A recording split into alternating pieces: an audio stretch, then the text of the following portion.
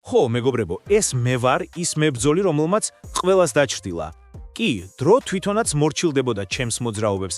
ახლა კი, თუ ჩვენ რეალურად ვსაუბრობთ ამ წამოწყებაზე, თქვენ უნდა იცოდეთ, რომ ის მებრძოლი, რომლის უკანაც ყველა მოძრაობს, არის ილია ტოპორია. და ვინც მასზე ცეწლს ძრავს, ესენი არიან უსმან ურმაგომედოვი, არმან შახრუხიანი და, რა თქმა უნდა, ხაბიბ ნურმაგომედი. ხაბიბ ნურმაგომედი თამაშობს დიდ როლს ამ მთლიან კონტექსტში. რა შეიძლება ითქვას? უბრალოდ ქოხი. მაგრამ ახლა რასაც მეგიყვებით, თუ გონება გაქვთ კონსტრუქციული კრიტიკა შეგიძლიათ და თვალები არ გაქვთ დახუჯული. მაშინ ბოლომდე ნახეთ ეს ვიდეო. თუ არა, ქუჩის ხალხისთვის ეს ვიდეო უბრალოდ დროის დაკარგვა იქნება და გულწრფელად რომ თქვათ, თვალებ დახუჭული ხალხი საერთოდ არ მჭირდება. ხაბიბ ნურმაგომედი უკვე განაცხადა ორი რამ. პირველ რიგში ის ამბობს, რომ არმან შახრუხიანი უკეთესია ვიდრე ილია ტოპორია. მეორე განცხადება კი ასეთია: უსმან და მენგომედოფი, რომლებიც ახლა ბელატორში არიან, უფრო ძლიერი მებრძოლები არიან ილია ტოპორიასთან შედარებით. ახლა კი, ჯერ ვნახოთ ხაბიბისა და მენგოს ამ განცხადებების სიღრმე, შემდეგ ვივარაუდოთ, რატომ აკეთებს ამას ხაბიბი, ასეთი გამოცდილების მქონე მებრძოლი და რა მოტივი აქვს, როცა ასეთ ტიპის განცხადებას აკეთებს. ღმერთო ჩემი! მოდით დავიწყოთ სტატისტიკით. უსმან და მენგომედიაფი ამბობენ, რომ მათი კარიერა უფრო ძლიერი და უკეთესი რეკორდია, მაგრამ მეგობრებო, რეალურად მათ საუბარს სტატისტიკა სულაც არ ამართლებს. ილია ტოპორია თავისი უკანასკნელი 3 მეტოქე მოუგო და ეს ის მეტოქეები არიან, რომელთა გამოცდილება იმ დონეზეა, სადაც ილია ჯერ არ ყოფილა. ასე რომ მათთან შედარება ჯერ ადრეა. რეკორდი, საერთოდ არ ღირს ამის დაპირისპირება. მაგრამ ერთი რამ უნდა აღვნიშნო ხაბიბისა და მენგოს ერთ-ერთმა ფაიტერმა, ადრე ნო-კონტესტით წააგო, იმიტომ რომ აკრძალული წამლები მიიღო და 6 თვით აკრძალეს. მიუხედავად ამისა, ტიტული არ წაუცილიათ. ეს გარკვეული პრივილეგიაა. და კიდევ ისლამ მახაჩუნი თავად დადებითად გამოვიდა ნარკოტესტში. წარმოიდგინეთ, სხვაგან კი ერთი უბრალო ნარკოტესტის პრობლემა მთელი კარიერის დასასრულამდე მიიყვანს მებრძოლს, მაგრამ აქ მათ უნიკალური საშუალება აქვთ. ახლა კი თუ სტატისტიკას გადავხედავთ, ილია ტოპორია თავისი 17 ფაიტიდან 15 ფინიშით დასრულებული აქვს. მეორე მხრივ, სხვები 19 ფაიტს აკეთებენ, მაგრამ არა UFC-ს ყველაზე მაღალ დონეზე. ილია კი არა მარტო ტოპ-ტიერის წინააღმდეგ ბრძოლი, არამედ ბელატორში, PFL-ში და სხვაგან თავისი 19 ფაიტიდან 14 ფინიშით აგვარებს. ეს არა მარტო სტატისტიკა, არამედ გამოცდილების სიღრმეა, რომელსაც ვერ შეადარებს ნებისმიერი სხვა. ახლა კი, მეგობრებო, გადავალთ არმან შახრუხიანზე. ხაბიბ ნურმაგომედოვმა თქვა, რომ არმანი უკეთესია ილია ტოპორიაზე, მაგრამ სიმართლე სულ სხვაგვარად გამოიყურება. არმანი, რა თქმა უნდა, კარგი მებრძოლია, მაგრამ ილია ტოპორია არის სხვა დონის მოთამაშე. ის არ ერიდება სირთულეებს, მის სტრატეგიას არ ახდენს მხოლოდ ბრენდინგი და პოპულარობა. ილია რეალურად ებრძვის toughest მოწინააღმდეგეებს და ყველაზე მაღალი ხარისხის ბრძოლებს აწყობს. უფრო სიღრმისეული სტრატეგიული პერსპექტივით, ილია ტოპორია გამორჩეულია დისტანციის მართვაში. არმან შახრუხიანის წინააღმდეგ ბრძოლებში მისი ტექნიკა ბევრად უფრო მარტივია, მისი ძიგითადი სტილი საშუალებას აძლევს მეტოქეს კონტროლი შეინარჩუნოს დისტანციაზე და ნაკლებად აწვდის რეალურ გამოწვევას.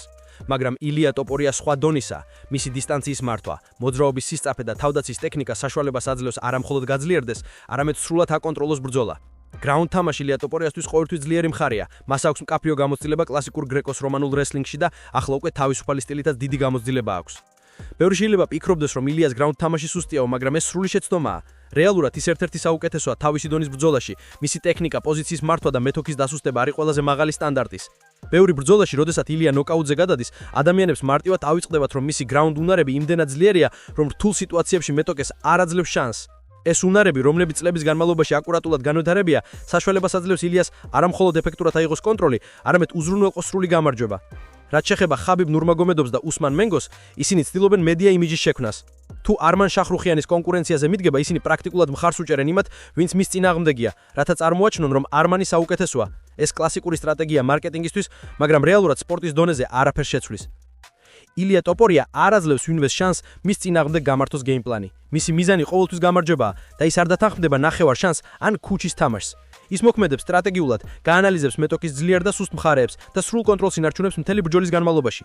მოკლედ, რაც ხაბიბ ნურმაგომედოვმა თქვა არმან შახრუხიანის შესახებ, ეს არის პროპაგანდა და პირადი ინტერესების წარმოჩენა, მაგრამ ილიას ნამდვილი დონის შეფასება მხოლოდ ფიქსირებული სტატისტიკით და რეალური ბრძოლის შედეგებით შეიძლება. ილია ტოპორია მუდმივად ახერხებს მაღალი დონის მეტოქეების დამარცხებას ფინიშით და არა მხოლოდ გადაწყვეტილებით.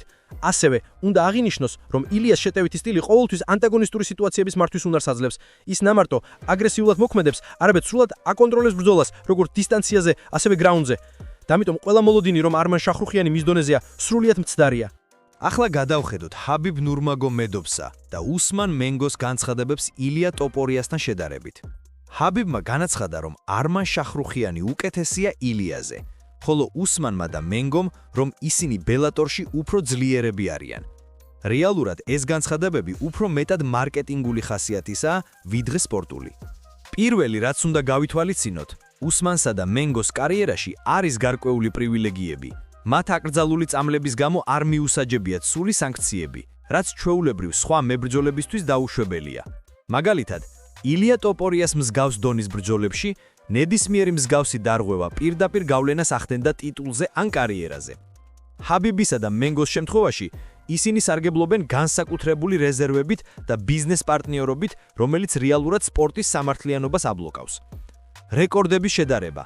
ილია ტოპორია თავისი უკანასკნელი 17 ბრძოლიდან 15-ს ფინიშით ასრულებს, ხოლო უსმანსა და მენგოს შემთხვევაში ისინი ზუსტად ისეთივე რაოდენობის ბრძოლებს ასრულებენ, მაგრამ არა ყველაზე მაღალი დონის UFC-ში, არამედ სხვა ორგანიზაციებში. ეს ნიშნავს, რომ სტატისტიკა სუპერფიშალი ძლიერი ჩანს, მაგრამ რეალურად ხარისხში გაცილებით ქვემოთაა. ჰაბიბი, როგორც მარკეტინგული ფიგურა, ცდილობს თავისი სტატუსის გამყარებას იმითი, რომ არმან შახრუხიანი საუკეთესოა, თუმცა რეალობა სხვაა. ილია ტოპორია მაღალი დონის მეტოქეებს იმარცხებს ნოკაუტით, სრულ კონტროლს ინარჩუნებს დისტანციასა და გრაუნდზე. ეს იმას ნიშნავს, რომ ნებისმიერ მომენტში, როცა ჰაბიბი ან მენგო თავის რეკორდს უკავშირებს ილიას, ისინი რეალურად აცდენილნი არიან სიმართლიდან. გარდა ამისა, ბიზნესის თვალსაზრისით, ჰაბიბისა და მენგოს განცხადებები ხშირად უკავშირდება მედიას და პოპულარობას. ისინი ცდილობენ მოახდინონ ჰაიპის შექმნა. წარმოაჩინონ საკუთარი მიჭი რეალური გამარჯვებების გარეშე. მაგალითად, არმან შახრუხიანს ილიას წინააღმდეგ ბრძოლაში პრივილეგირებული მედია მხარდაჭერა აქვს, ხოლო ილია მხოლოდ თავის უნარებსა და შედეგებზეა დამოკიდებული. ეს კი გვიჩვენებს მთავარ განსხვავებას. ილია ტოპორია ფოკუსირებულია სპორტულ სრულყოფაზე, ტექნიკასა და სტრატეგიაზე, ხოლო ჰაბიბი და მენგო უფრო მეტად ბიზნესსა და მედია იმიჯზე. სპორტული თვალსაზრისით ილია გაცილებით მაღალ დონეზეა. ასევე ილია ტოპორია არასოდეს ერიდება გამოწვევებს. მისი მომზადება, ფიზიკური სიძლიერე, სტრატეგიული გათვლები და გრაუნდ თამაში აძლევს მას უნიკალურ უპირატესობას. ჰაბიბისა და მენგოს შემთხვევაში მათი განცხადებები უფრო მეტად ფიქსირებული მიზნების მისაღწევად არის, პოპულარობა, კონტრაქტები, პიარი, ვიდრე რეალური სპორტული კონკურენცია. შეჯამებით, თუ სპორტული დონე, უნარების სიღრმე და გამარჯვების ხარისხი გავითვალისწინებთ, ილია ტოპორია დომინანტური ფიგურაა. ჰაბიბისა და მენგოს განცხადებები კი მხოლოდ მცდელობაა, ბიზნესი, სპორტის სახი წარმოჩინდეს, მაგრამ რეალურად ეს ვერ შეედარება ილიას ნიჭს და გამოცდილებას. ახლა გვეშველოთ ილია ტოპორიას ბრძოლების სტრატეგიას, სადაც ის მაღალი დონის მეტოქეებთან დგას. პირველ რიგში, უნდა გავიგოთ, რომ ილია არ არის ჩვეულებრივი მებრძოლი. მისი სტილი განსაზღვრულია სიზუსტით, კონტროლით და სტრატეგიული ინტელექტით. დისტანციის მართვის უნარი მას აძლევს საშუალებას არა მხოლოდ შეტევები ეფექტურად განახორციელოს, არამედ მთლიანად აკონტროლოს ბრძოლა. არმან შახრუხიანი მიუხედავად იმისა, რომ კარგ მეტოქედ ითვლება, ილიასთან შედარებით ბევრად უფრო მარტივი გამოწვევაა. მისთვის რთული იქნება ილიას დისტანციის, სისწრაფისა და მოძრაობის მართვის წინააღმდეგ ბრძოლა. ილია აგრესიულად მოქმედებს, მაგრამ არა ბრმა თავდასხმებით.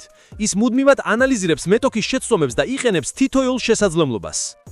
გრაუნდ თამაში ილიასთვის კიდევ ერთი ძლიერი მხარეა. მისი რესლინგის გამოცდილება კლასიკური გრეიკოს რომანული სტილიდან თავისუფალ სტილამდე გადადის. მრავალი მებრძოლი ვერ წარმოუდგენია, რომ ილია თავის გრაუნდ უნარებს ეფექტურად იყენებს, რადგან ნოკაუტების დაწყების შემდეგ ბევრმა ადამიანი ფიქსირებულად შეცდომაში დარჩა.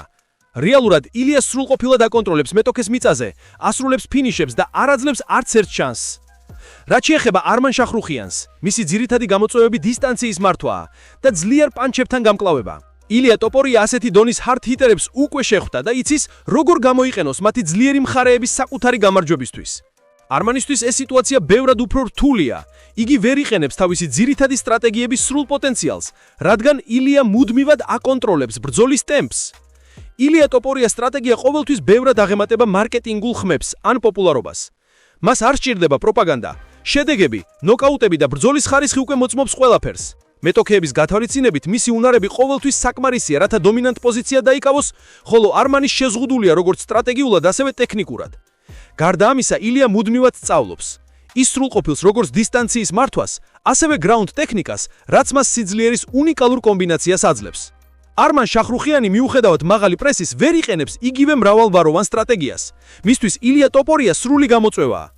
შეჯამებით თუ გავითვალისწინებთ მაღალი დონის ბრძოლებს, ნოკაუტების რაოდენობას, დისტანციის მართვას და გრაუნდ თამაშს, ილია ტოპორია არამხოლოდ უკეთესია, არამედ სრულყოფილად აკონტროლებს ყველაფერს. არმან შახრუხიანი ამ დონის წინააღმდეგ პრაქტიკულად დაუცველია და მისი შესაძლებლობები შეზღუდულია. ახლა მეგობრებო შევაჯამოთ ყველაფერი, რაც უკვე განვიხილეთ. ილია ტოპორია არის მებრძოლი, რომელიც აერთიანებს ნიჩს, გამოცდილებას, სტრატეგიულ ინტელექტს და უმაღლეს ტექნიკურ მომზადებას.